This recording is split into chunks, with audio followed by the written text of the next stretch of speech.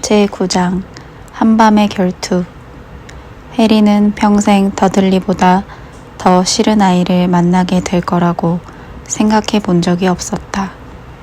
하지만 그것은 드레이코 말포이를 만나기 전의 얘기였다.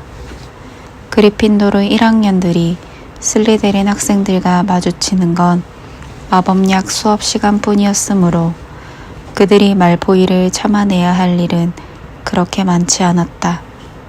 적어도 그리핀도르 휴게실에 붙은 공고문을 발견하기 전까지는 그랬다. 공고문을 읽은 학생들 모두 짜증 섞인 신음을 냈다. 화요일에 비행 수업이 시작될 예정이었는데 그리핀도르와 슬리데린이 함께 수업을 듣도록 되어 있었다. 이럴 줄 알았어. 해리가 음울하게 말했다. 아주 내가 원하던 그대로네. 말포이 앞에서 빗자루를 타고 망신당하다니. 여태껏 해리는 비행 배우는 날만을 손꼽아 기다리고 있었다. 망신을 당할지 어떨지는 모르는 거지. 론이 이성적으로 말했다.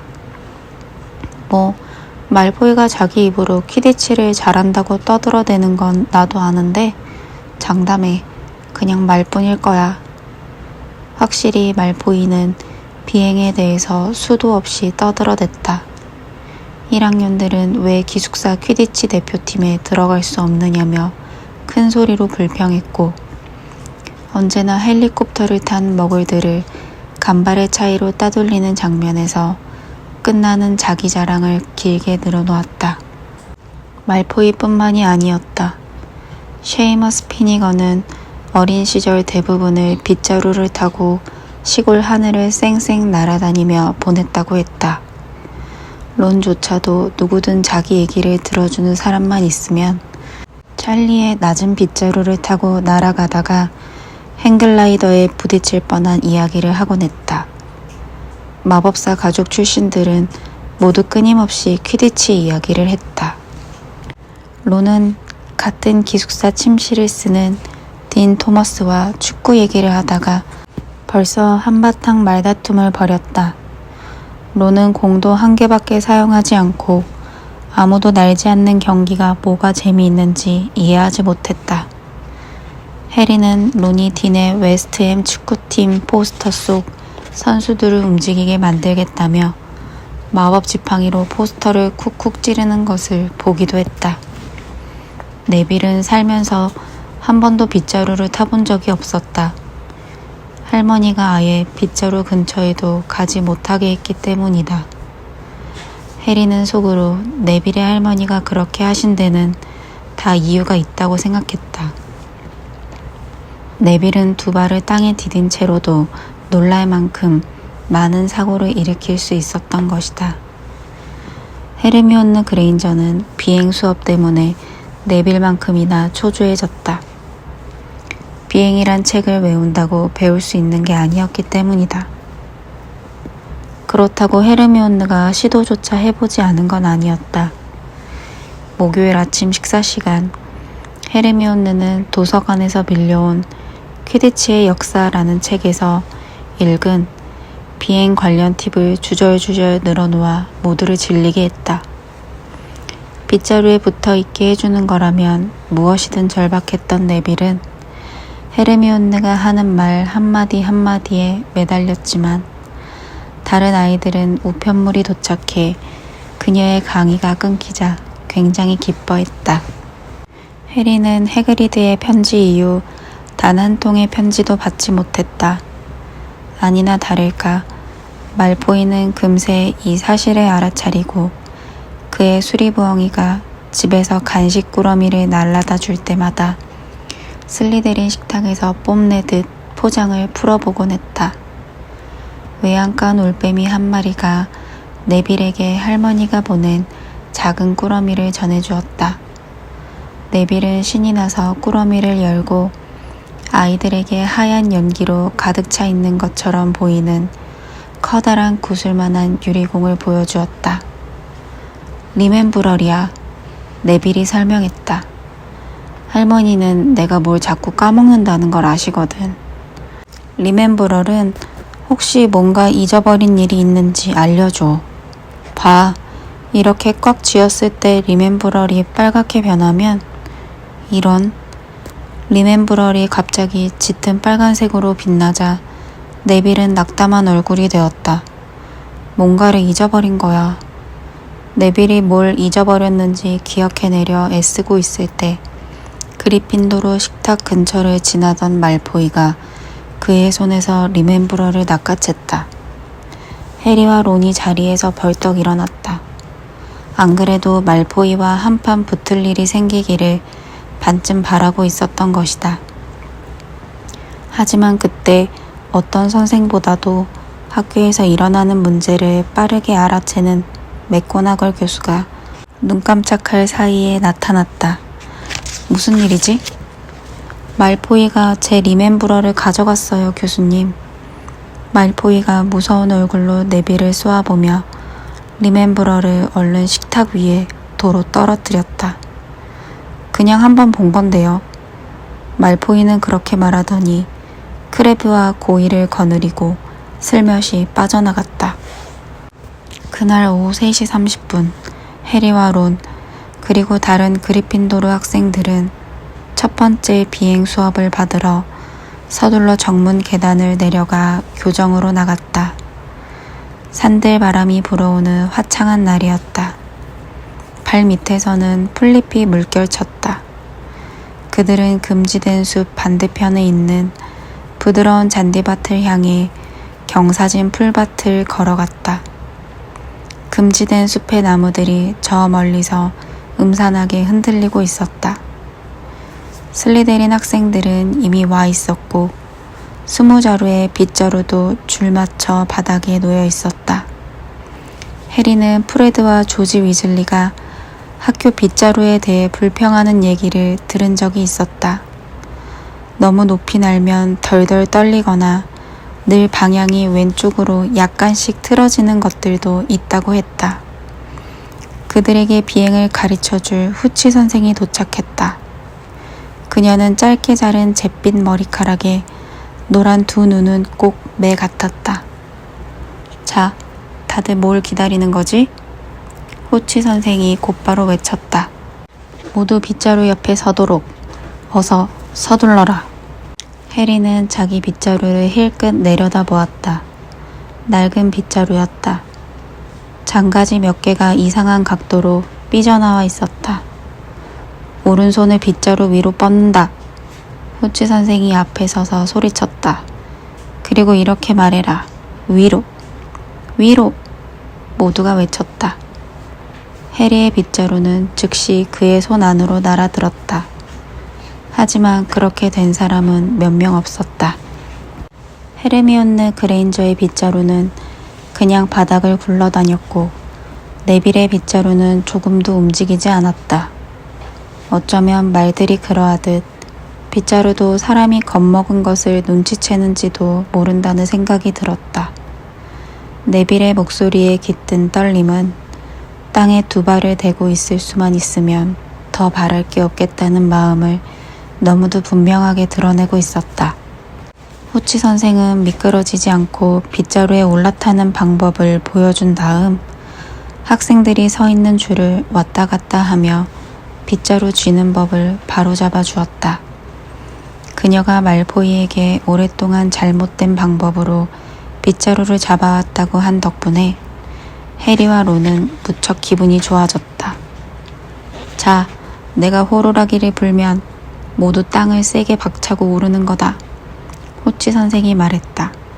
빗자루를 흔들리지 않게 잡고 1m 정도만 떠올랐다가 앞으로 살짝 기울여 그대로 땅에 내려선다.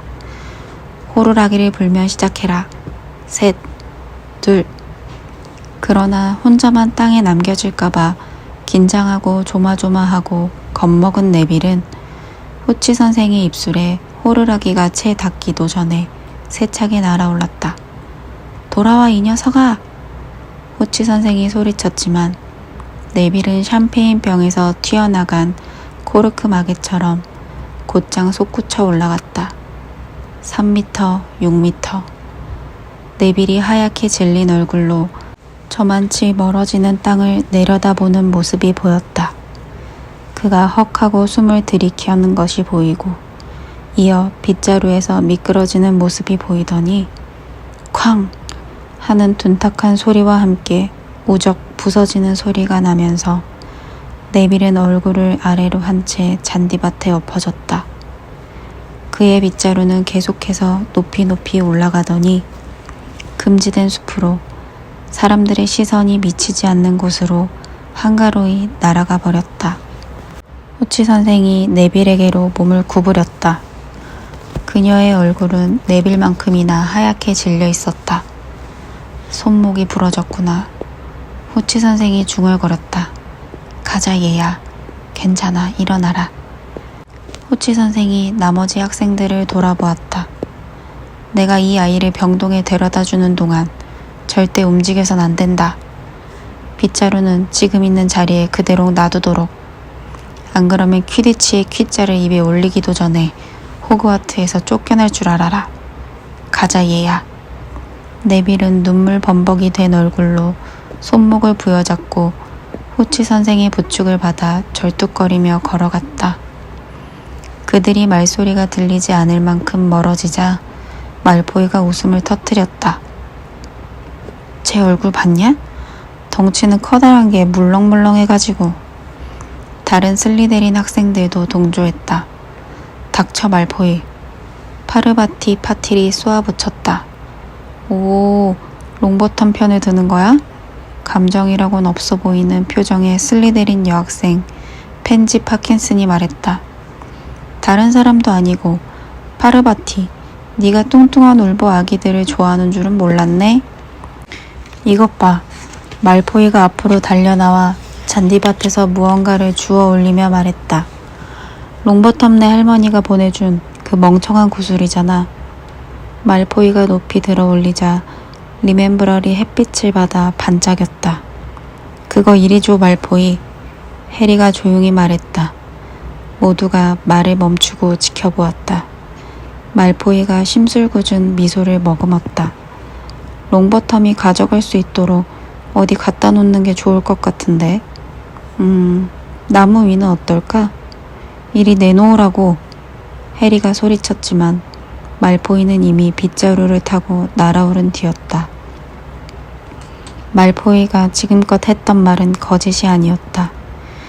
그는 실제로 잘 날아다녔다. 말포이가 오크나무 가장 높은 가지 근처를 맴돌며 외쳤다. 와서 가져가봐 포터. 해리가 빗자루를 움켜잡았다. 안 돼. 헤르미온느 그레인저가 소리쳤다. 호치 선생님이 움직이지 말라고 하셨잖아. 너희 때문에 우리 모두 혼날 거야. 해리는 헤르미온느의 말을 무시했다. 귓속에서 심장이 쿵쾅거렸다. 해리는 빗자루에 올라타 땅을 3개 박차고 위로 날아올랐다. 공기가 머리카락 사이를 휙휙 갈랐고 로브 자락은 뒤에서 마구 휘날렸다. 배우지 않고도 할 줄 아는 뭔가를 찾아냈다는 깨달음에 즐거움이 마구 솟구쳤다. 이거 쉽잖아. 멋진데? 해리가 빗자루를 살짝 위로 잡아당겨 더욱더 높이 날아오르자 저 아래 여자아이들의 비명소리와 숨 들이켜는 소리, 론이 내지르는 감탄 어린 환호성이 들려왔다. 해리는 빗자루를 급하게 틀어 공중에서 말포이와 마주했다. 말포이는 충격을 받은 듯했다. 이리 내놔. 해리가 소리쳤다. 안 그러면 빗자루에서 떨어뜨릴 거야. 아, 그러셔?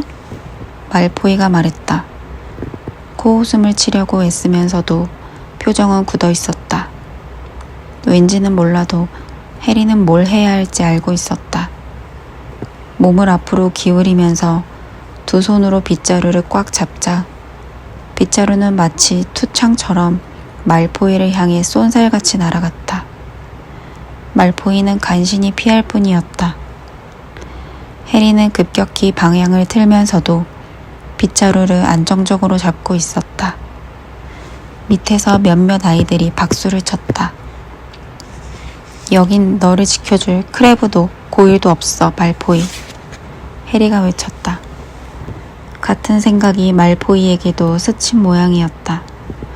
그럼 잡을 수 있으면 잡아봐. 말포이는 그렇게 소리치더니 유리공을 하늘 높이 던지고 다시 땅으로 쏜살같이 내려갔다.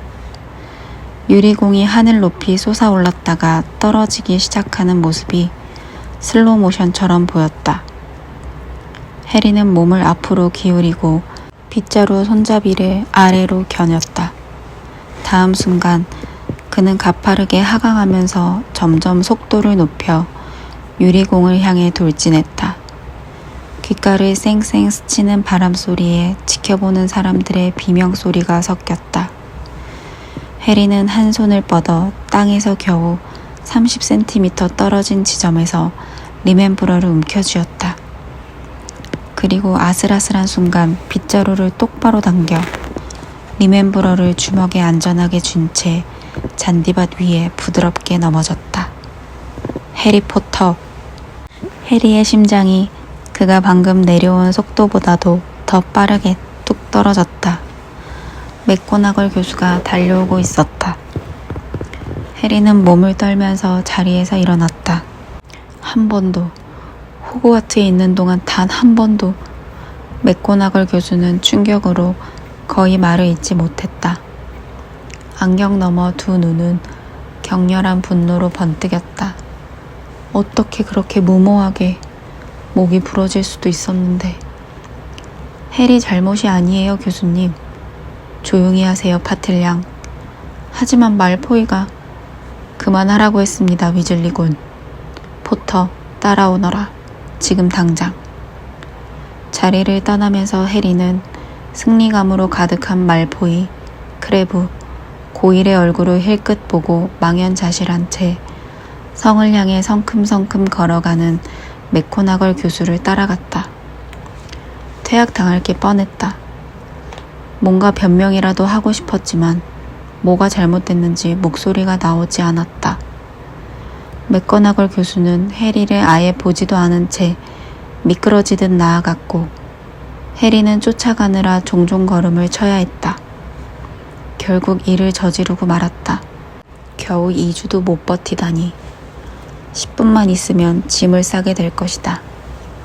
해리가 현관 앞에 나타나면 더즐리 가족은 뭐라고 할까? 성 정문 계단을 지나 실내의 대리석 계단을 오르면서도 맥고나걸 교수는 해리에게 한마디도 하지 않았다. 그녀가 여러 개의 문을 획획 열어젖히고 복도를 성큼성큼 나아가는 동안 해리는 처량하게 그 뒤에서 걸음을 재우쳤다. 어쩌면 덤블도어에게 데려가는지도 몰랐다. 해리는 해그리드를 떠올렸다. 해그리드는 퇴학을 당했지만 숲지기로 학교에 남을 수 있었다. 어쩌면 해그리드의 조수가 될 수 있을지 몰랐다. 론과 다른 아이들이 마법사가 되는 동안 해그리드의 자루를 들고 터덜터덜 걸어 다닐 생각을 하니 속이 뒤틀렸다. 맥고나걸 교수가 한 교실 앞에서 멈춰섰다. 그녀는 문을 열고 교실 안으로 머리를 쑥 들이밀었다. 실례합니다, 플리트윅 교수님. 우드를 잠깐만 빌려가도 될까요? 우드? 해리는 당황해서 생각했다. 우드라면 해리를 때리는 데 쓸 해초리를 말하는 걸까?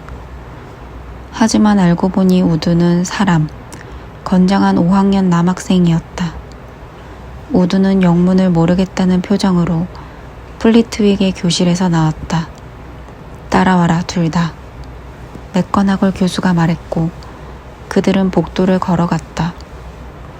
우드가 호기심 어린 표정으로 해리를 바라보았다. 여기면 되겠구나. 맥거나걸 교수가 두 사람에게 한 교실을 가리켰다. 빈 교실이었다. 칠판에 저속한 내용의 낙서를 하고 있는 피부스를 빼면. 나가, 피부스. 맥거나걸 교수가 호통쳤다. 피부스가 쓰레기통에 분필을 던져넣자 요란하게 댕그랑거리는 소리가 났다. 피부스는 욕지거리를 내뱉으며 밖으로 휙 날아갔다. 맥거나걸 교수는 문을 쾅 닫고 두 소년에게로 눈을 돌렸다. 포터, 이쪽은 올리버 우드란다. 우드, 내가 우리 팀 수색꾼을 찾았다. 우드의 표정이 순식간에 어리둥절함에서 기쁨으로 바뀌었다. 정말이세요, 교수님? 확실해. 맥거나걸 교수가 신이 나서 말했다. 타고났더구나. 그런 건 한 번도 본 적이 없어. 빗자루를 탄 건 이번이 처음이냐, 포터? 해리는 조용히 고개를 끄덕였다. 무슨 일이 벌어지고 있는지 감을 잡을 수 없었지만 퇴학을 당할 것 같지는 않았다. 두 다리에 조금씩 감각이 돌아오기 시작했다. 지금 손에 쥐고 있는 저 물건을 15m나 낙하에서 잡았다. 맥고나걸 교수가 우드에게 말했다. 몸에 긁힌 상처 하나 없이 말이야. 찰리 위즐리도 그렇게 못했을 거야. 우드는 이제 모든 꿈이 한꺼번에 이루어진 것 같은 표정이었다. 퀴디치 경기 본 적 있니, 포터? 우드가 흥분한 목소리로 물었다. 우드는 그리핀도르 팀 주장이란다. 맥거나걸 교수가 설명했다. 체격도 딱 수색꾼이네요. 우드는 해리 주위를 돌며 그를 살펴보았다. 가볍고 빠르고 괜찮은 빗자루를 하나 구해줘야겠는데요, 교수님. 님부스 2000이나 클린 스윕 7이 좋을 것 같아요. 덤블도어 교수님한테 말씀드려서 1학년 제한 규정에 예외를 둘 수 있는지 한번 알아보마. 정말이지 작년보다는 좋은 팀이 필요해. 그 마지막 시합에서 슬리데린한테 완패하는 바람에 몇 주 동안이나 세베루스 스네이프 교수 얼굴을 똑바로 못 쳐다봤다. 맥거나걸 교수가 안경 너머 가차없는 눈빛으로 해리를 바라보았다. 열심히 훈련하고 있다는 얘기가 들리길 바란다, 포터. 그렇지 않으면 생각을 바꿔서 너에게 벌을 줘야 할지도 모르겠으니 말이야.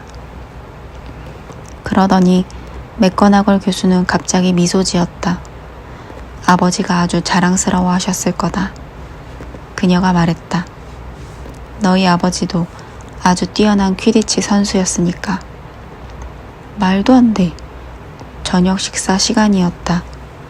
해리는 맥거나걸 교수를 따라간 뒤에 있었던 일을 지금 막 론에게 말해주었다. 론은 스테이크 앤 키드니 파이 한 조각을 반쯤 입에 넣다가 파이 따위는 완전히 잊어버리고 말았다. 수색꾼이라고? 론이 말했다. 하지만 1학년 중에선 한 번도. 아마 너는 기숙사 대표 선수 중 최연소일 거야. 거의 100년 만이래.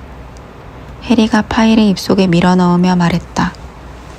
오후에 하도 흥분해서 그런지 유난히 배가 고팠다. 우드가 말해줬어. 론은 너무도 놀라고 감명받은 나머지 입을 떡 벌리고 앉아 해리를 바라보기만 했다. 다음 주부터 훈련 시작이야. 해리가 말했다. 다른 애들한테 얘기하지만 말아줘. 우드가 비밀로 하고 싶어 해서. 대연회장으로 들어온 프레드와 조지 위즐리가 해리를 발견하고 얼른 다가왔다. 잘했어. 조지가 나직한 목소리로 말했다. 우드한테 들었어. 우리도 대표팀이거든. 포지션은 몰입꾼이야. 올해 퀴디치 우승컵은 우리 차지일 거야. 프레드가 말했다. 찰리가 졸업한 뒤로 한 번도 우승한 적은 없지만 올해 팀은 끝내줄 테니까. 너 아주 실력이 좋은 모양이더라, 해리. 우드가 네 얘기를 하면서 거의 폴짝폴짝 뛰던데. 아무튼 우린 가봐야 돼. 리 조던이 학교 밖으로 나가는 새로운 비밀 통로를 하나 찾아낸 것 같대. 틀림없이 우리가 입학한 첫 주에 찾아낸 역겨운 그레고리 동상 뒤에 있는 그 통로일걸? 그럼 나중에 보자. 프레드와 조지가 떠나기 무섭게 그보다 훨씬 덜 반가운 사람이 나타났다. 크레브와 고이를 양옆에 거느리고 있는 말포이였다. 최후의 만찬 중이냐, 포터? 먹을 세계로 돌아가는 기차는 언제 타는 거야? 땅 위에도 내려왔겠다. 네 귀여운 친구들도 같이 있겠다. 훨씬 용감해졌구나. 해리가 싸늘하게 말했다. 물론 귀여운 구석이라고는 전혀 없는 크레브와 고일은 교수들이 상석을 가득 채우고 있었기에 손마디를 꺾으며 노려보기만 할 뿐이었다. 너 정도는 나 혼자서도 언제든 처리할 수 있어. 말포이가 말했다. 원한다면 오늘 밤에라도. 마법사 결투를 하는 거야. 신체 접촉은 없이 마법 지팡이로만. 왜 그래? 마법사 결투에 대해 들어본 적 없나 보지? 당연히 들어봤지. 론이 몸을 돌리며 말했다. 내가 해리의 보조자야. 넌?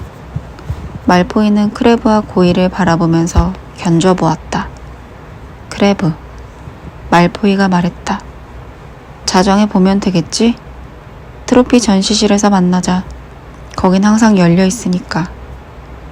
말포이가 가버리자 론과 해리는 서로를 바라보았다.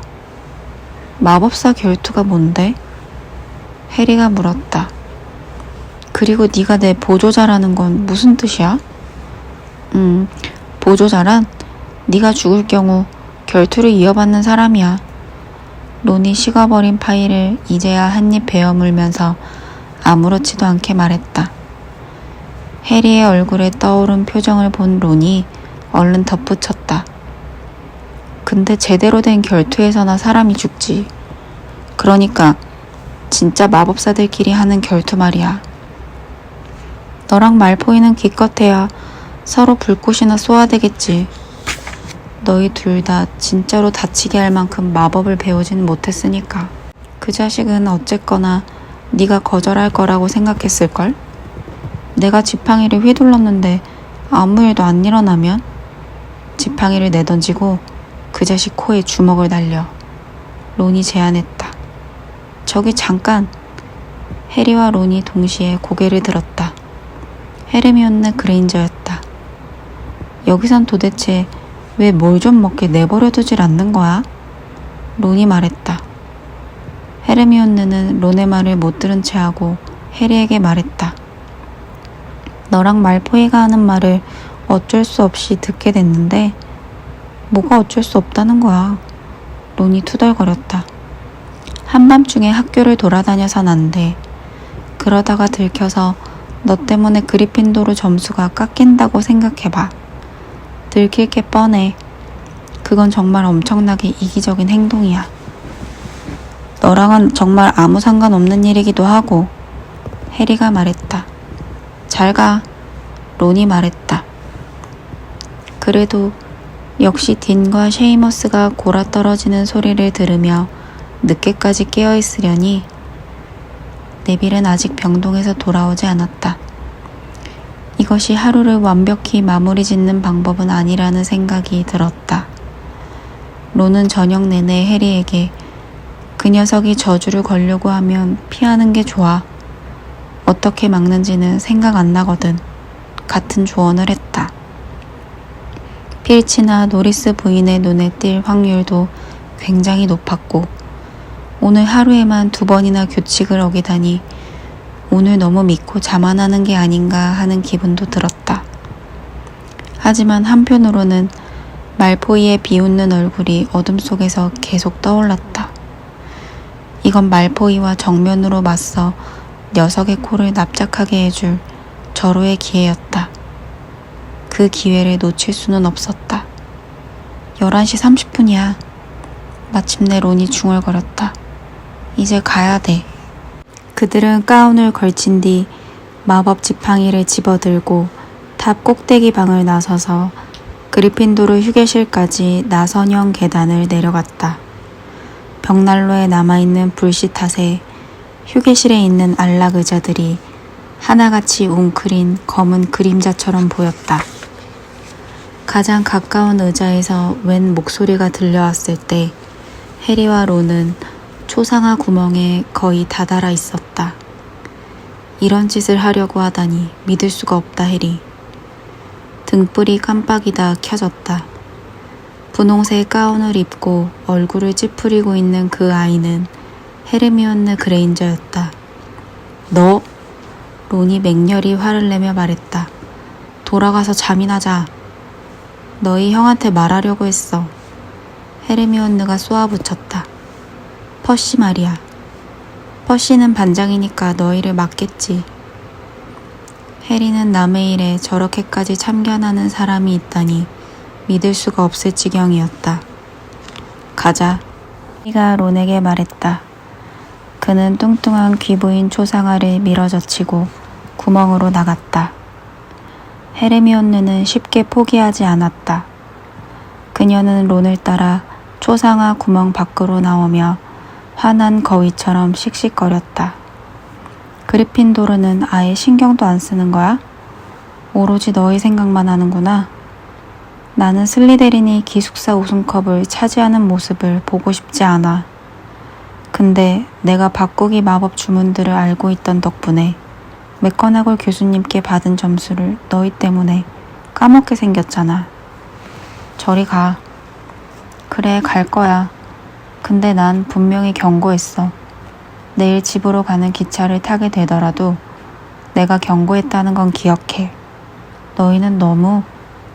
하지만 너무 어떻다는 건지 그 뒷말은 들을 수가 없었다. 헤르미온느가 기숙사로 돌아가려고 몸을 돌렸을 때 눈앞에 뚱뚱한 귀부인 초상화는 비어 있었다. 뚱뚱한 귀부인이 한밤중에 누군가를 만나러 가는 바람에 그리핀도르 탑이 잠겨버렸고 헤르미온느가 안으로 들어가지 못하게 된 것이다.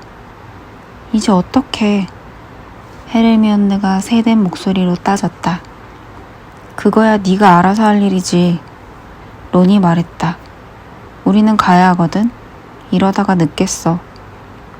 해리와 론이 복도 끝에 다다르기도 전에 헤르미온느가 두 사람을 따라잡았다. 나도 같이 가. 헤르미온느가 말했다. 안 돼. 그럼 여기 가만히 서서 필치가 잡으러 올 때까지 기다리란 말이야? 우리 셋이 필치한테 들키면 나는 진실을 말할 거야. 내가 너희를 말렸다고. 너희가 내 말이 맞다는 걸 확인해주면 되겠네. 뭐 이런 뻔뻔한... 론이 큰 소리로 말했다. 둘 다 입 다물어. 해리가 날카롭게 소리쳤다. 무슨 소리가 들렸어. 뭔가가 킁킁거리는 소리였다. 노리스 부인인가? 론이 눈을 가늘게 뜨고 어둠 속을 바라보며 속삭였다. 노리스 부인이 아니었다. 네빌이었다. 그는 바닥에 몸을 웅크리고 깊이 잠들어 있다가 세 사람이 살금살금 다가가자 갑자기 흠칫 떨면서 깨어났다. 다행이다. 너희 눈에 띄어서. 벌써 몇 시간째 바깥에 있었어. 새 암호를 잊어버리는 바람에 침실로 들어갈 수가 없었어. 목소리 낮춰 네빌. 암호는 돼지코지만 지금은 아무 도움이 안 될 거야. 뚱뚱한 귀부인이 어디로 가버렸거든. 팔은 좀 어때? 해리가 물었다. 괜찮아. 네빌이 팔을 들어 보이며 말했다. 폼프리 선생님이 금방 고쳐주셨어. 잘 됐네. 근데 있잖아 네빌. 우리가 지금 어딜 좀 가야 해서 나중에 날 두고 가지 마. 네빌이 허둥지둥 일어나며 말했다. 여기 혼자 있고 싶지 않아. 피투성이 남작이 벌써 2번이나 지나갔단 말이야. 론은 손목시계를 들여다보고 헤르미온느와 네빌을 향해 사납게 눈을 부라렸다. 너희 둘 때문에 걸리기만 해봐. 퀴럴이 얘기한 악령의 저주를 죽어라 공부해서 너희한테 써먹고 말 테니. 아마도 론에게 악령의 저주를 거는 방법을 정확히 알려주려는 듯 헤르미온느가 입을 열었지만 해리는 쉿 하며 그녀를 조용히 시키고 모두에게 앞으로 가자고 손짓했다.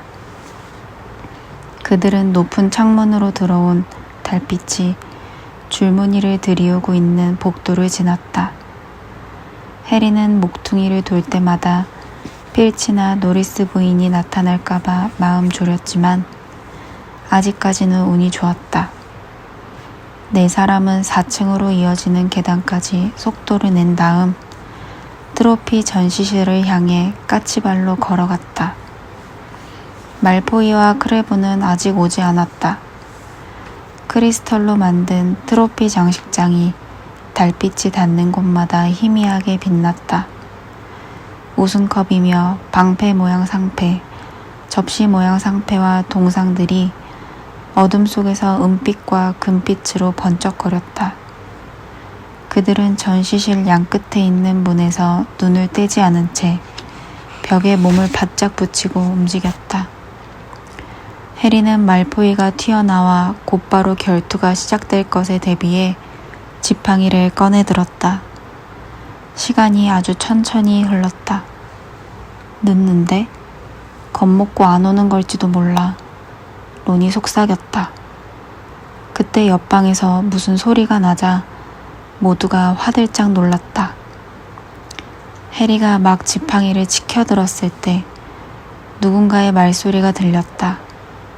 그런데 그 사람은 말포이가 아니었다. 냄새 맡아보렴 귀염둥이야.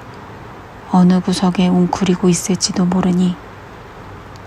필치가 노리스 부인에게 말하고 있었다. 해리는 공포에 사로잡힌 채 다른 세 사람에게 되도록 빨리 자기를 따라오라고 미친 듯이 손짓했다. 그들은 필치의 목소리가 들려오는 곳과 반대 방향에 있는 문을 향해 조용히 종종 걸음쳤다. 네빌의 로브가 모퉁이를 쓸고 지나가기 무섭게 필치가 트로피 전시실로 들어오는 소리가 들렸다. 여기 어디 있을 거야. 필치가 중얼거리는 소리가 들렸다. 아마 숨어 있겠지. 이쪽이야. 해리가 다른 아이들에게 입모양으로만 말하자 그들은 겁에 질린 채 갑옷으로 가득한 긴 전시실을 살금살금 나아가기 시작했다. 필치가 점점 가까워지는 소리가 들렸다. 한껏 겁을 집어먹은 네빌이 갑자기 소리를 지르며 달려가다가 발을 헛디디면서 론의 허리를 붙잡았고 두 사람은 갑옷 한 벌을 그대로 들이받으며 쓰러졌다. 땡그랑하는 소리와 뭔가 부서지는 소리가 성 전체를 깨우고도 남을 정도였다. 뛰어! 해리가 소리치자 그들은 필치가 쫓아오고 있는지 돌아볼 겨를도 없이 긴 방을 전력 질주했다. 문 기둥을 휙 돌아서 여러 개의 복도를 계속 달려갔다. 해리는 여기가 어딘지 어디로 향하고 있는지도 모르면서 맨 앞에서 달렸다.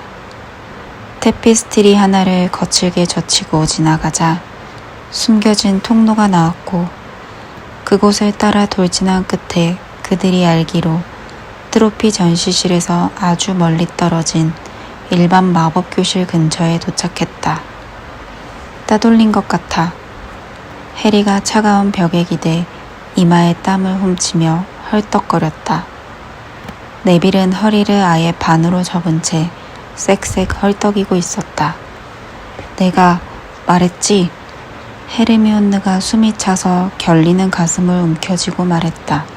내가 분명히 말했어. 그리핀도르 탑으로 돌아가야 돼. 론이 말했다. 되도록 빨리. 말포이가 너를 속인 거야. 헤르미온느가 해리에게 말했다. 너도 눈치챘지? 처음부터 널 만날 생각이 없었던 거라고.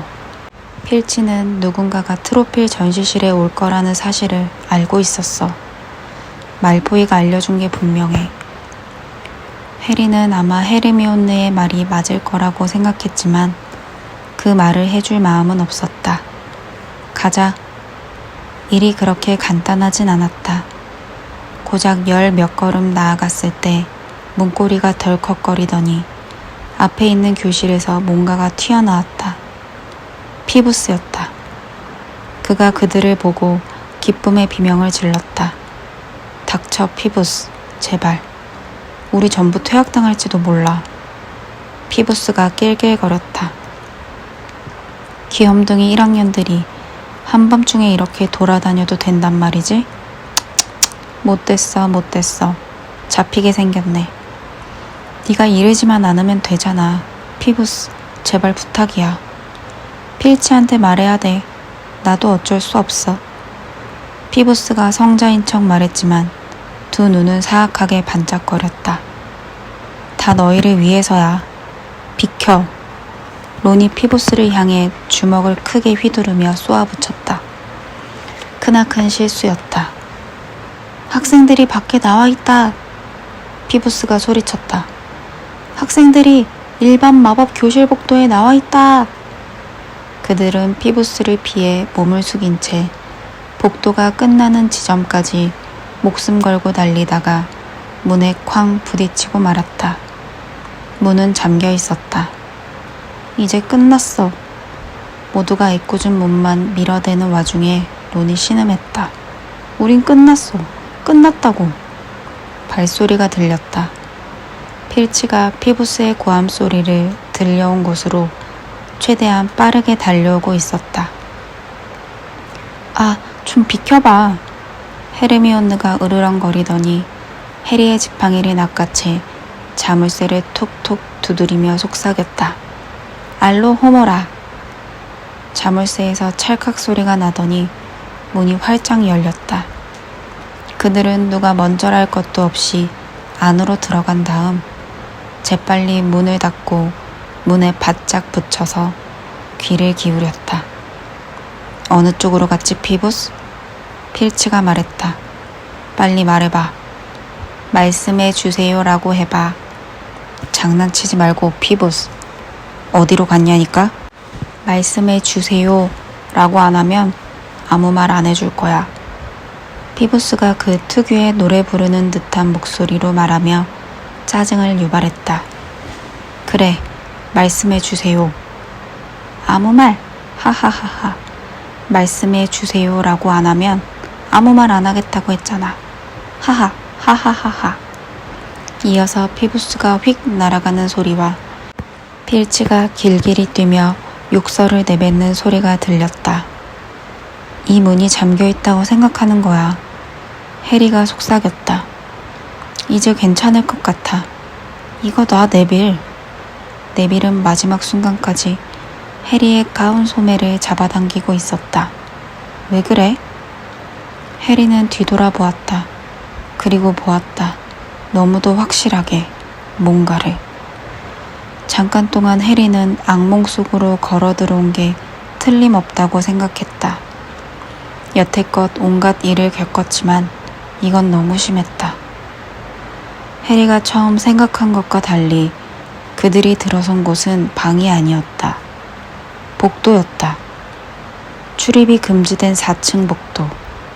그리고 이제 그들은 그 복도의 출입이 금지된 이유를 알았다. 그들은 천장과 바닥 사이의 공간을 가득 채우고 있는 무시무시할 정도로 큰 개의 눈을 똑바로 바라보고 있었다. 머리가 셋이었다. 이리저리 두리번거리는 광기 어린 세 쌍의 눈. 그들을 향해 실룩거리며 떨리는 세 개의 코. 누런 송곳니 끝에 미끈거리는 침방울이 늘어져 있는 침 흘리는 세 개의 입. 개는 6개의 눈을 모두 그들에게 고정한 채 가만히 서 있었다. 해리는 그들 자신이 진작에 죽지 않은 이유는 단지 그 개가 그들의 갑작스러운 등장에 놀랐기 때문이라는 것을 알았다.